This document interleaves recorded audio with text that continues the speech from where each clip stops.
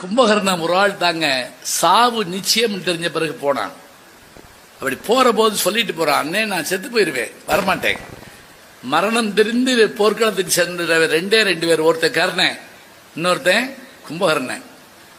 அப்படி போனா போறப்ப அண்ணன் நான் செத்து போயிருவேன், ஆனா நீ சீதையை விட்டுரு, நீ நல்லா இருக்கணும்னு. அங்க போனா அவன் கேட்கிறான், யாரு? விபீஷ்ணன். அவன் இவனை அண்ணன் கூப்பிடுறான், ஏன்னா அவன் கடைசி பையன். அண்ணே ராமரோட வந்துட்டா உனக்கு பட்டம் கட்ட சொல்லுவோம், நீ நல்லா இருப்ப. அவன் கூப்பிட்டு படியில உட்கார வச்சுக்கிட்டு, போடா தம்பி, நம்ம அண்ணன் செத்து கிடப்பேன், அதை பார்த்துட்டு நம்ம உயிரோடு இருக்கணுமாடா.